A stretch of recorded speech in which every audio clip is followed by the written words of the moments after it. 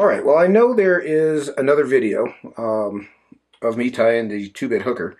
I've had a few requests lately for a video of tying the jigged version of the 2-bit hooker. And it is a little bit different in the tying process. So I'm gonna accommodate that today by showing you how I go about it. And what I've got here in the vise is a Tiemco 403 BLJ.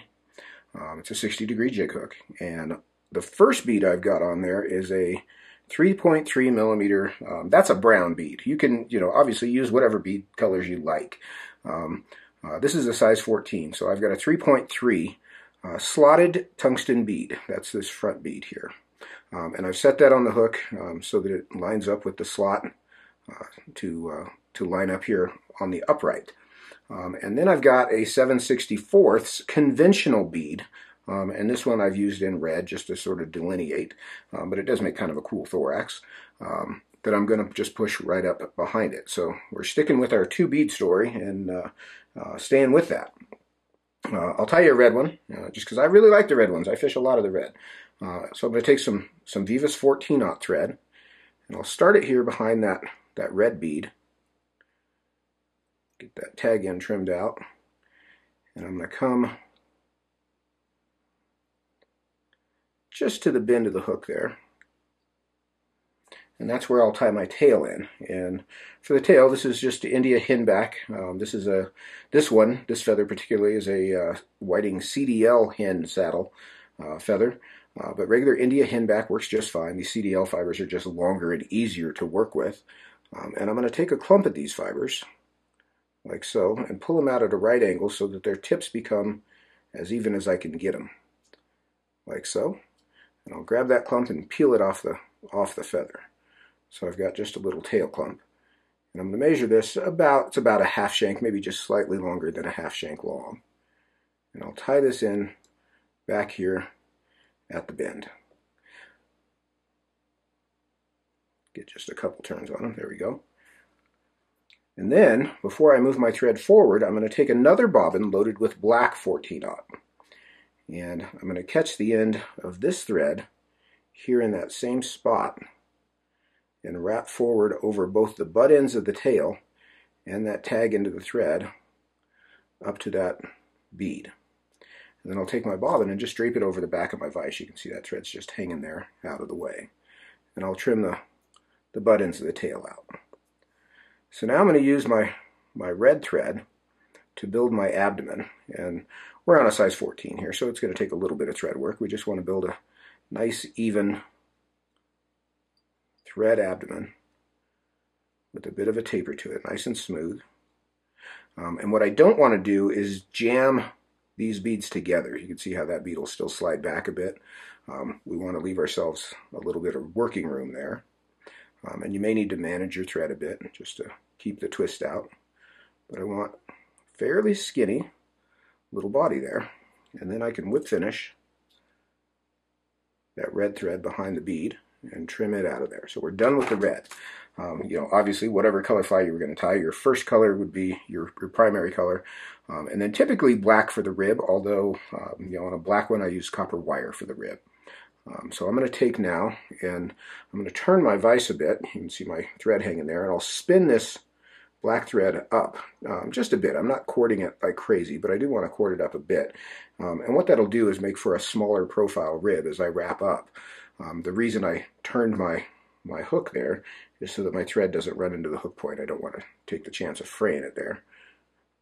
So now I'm going to spiral wrap this black thread 3 or 4 turns through the abdomen to create the rib on the fly. You can see that makes a nice, very quill-esque style rib. Pretty slick little way of doing that. And then I'm going to take just a tiny bit of dubbing here to start to build our thorax. Now, this fly doesn't have a wing case that's tied in. I've come up with a way to sort of build the wing case on what I believe is the correct side of the hook, which would be the inside of the bend, as this fly will ride upside down. And I'll show you how we go about that. So I'm going to take a little bit of mahogany colored superfine dubbing, and I'm going to put this on as tightly as I can get it on my thread here. I want a very thin, very tight strand. And I'm going to build up behind our red bead a ball of dubbing that's about as big as the bead, kind of tapering up to the size of the bead, about like so. Now, because this fly is going to ride with the hook point up, I want to cross this thread across the bottom and bring that dubbing in between the two beads and build up a bit of a neck there. Like so. You can see the cross there across the bottom. So now I'm going to come in and with that same hen feather, like so, I'm going to take a little clump of fibers and square their tips. And I'll pull this clump off. I'm going to tie this in along the far side over that neck of dubbing, just a couple turns. And I want those tips to extend back just about to where the barb would be if this hook had a barb. You can see I can kind of tweak those down to length if need be. Then I'll take a like-sized clump from the other side of the feather and tie these in along my near side. And what I'm doing here, people seem to have a lot of trouble with these legs. What I'm doing with these legs is I've just got them clumped up like we did the tail. And I'll just hold them up next to the hook and just press them in place with my thumb and get a turn or two around them. Once I've got that on there, if I need to adjust for length, these butt ends are very long, so they're much easier to adjust. And I want them kind of down along the sides. And I can sort of tweak them to length. This near side's still a little long. And ultimately I want those legs facing just slightly up. That's a pretty good angle there. So just slightly up. Again, keep in mind this fly's going to drift upside down with the hook point up. So I want those legs to face just slightly up. And then I'll come in and roll these butt ends and cut with just the tips of my scissors to trim those off as close as I can get them. Like so. See the little stub that we've got left here? I'll show you a good way to catch that. See how I could bring the thread around in front of it and sort of push those fibers back and clean those up with a few turns of thread so they're not sticking out quite so much. So that concludes the tying process. So I'll come in and whip finish now.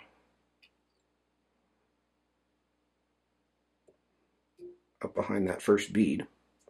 And I'll trim that thread out.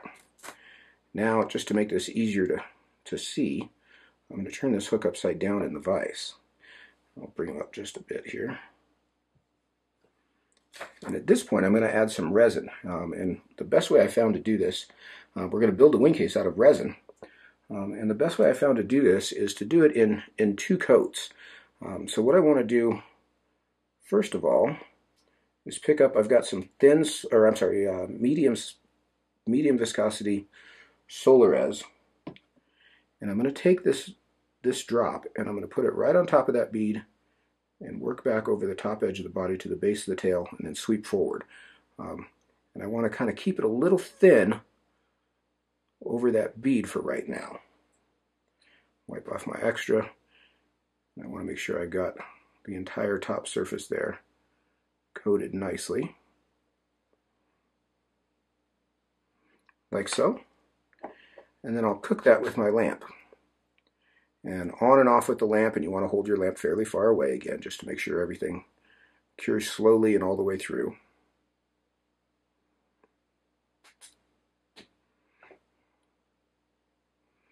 And that's what we've got. Get you a little better focus there. That's what we've got across the top. Now you can see that strand of dubbing through the resin from underneath. But what we're going to do now to color in that wing case is I'm just going to take a Copic marker and I'm just going to color, literally just draw in that sort of oval shaped wing case over that bead. And I like these Copic. Sharpies will work also. I like these Copics. They have a very fine tip. So I'll color in that wing case so we've got that black segment. And then I'll pick up, usually, there's just enough resin left on my needle. And I'm going to go over the top of that one more time and smooth that out. And you can see a lot of times you'll have a little lump or bump or point from where you put the resin over the dubbing, especially if it's not super tight. You can sort of smooth that off with this second coat to build a bit more prominent wing case here on this fly. To smooth it out like so. Once I've got that where I want it, I'll cook that layer. And again, on and off, like so. And then we've got, get us focused up again, we've got our jigged 2-bit hooker. You know, honestly, it's a little easier to tie than the conventional 2-bit hooker. And while this fly was around a lot longer than Perdigons, you can see the I'll say influence. Even though this was long before I'd ever even heard of a Perdigon, but a skinny-bodied fly with a lot of weight on it. You can see that nice red bead on the bottom. I've mushed up some of my legs there. I'll smooth those out. Like so. Bring us back down into focus so you can get a nice even view. You haven't been drinking too much. You just go on, keep drinking. You're fine. So you can see the bottom. We've got that red bead showing. And then from the top, we've got our resin wing case with that shiny coat. Cool fly.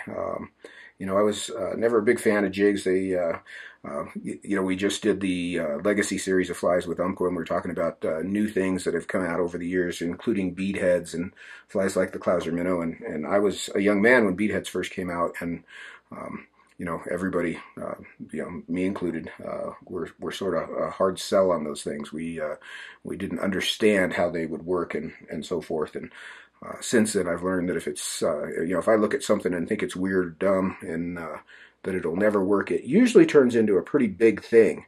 And that has absolutely been the case with these jig flies. They do ride hook point up so they don't snag up as easily as conventional patterns. They do sink like a rock, and man, they do catch fish. So here I am on the bandwagon, and this is my version of the 2-bit hooker on a jig hook. I hope you like that. I hope that answered the questions of how to go about that. You know, keep in mind you can build a wing case like that on any variety of flies. It doesn't have to be a jig hook, but pretty slick way of doing it, and really pretty easy. But there he is. Thanks for watching. I'm Charlie Craven. That was the 2-bit jig.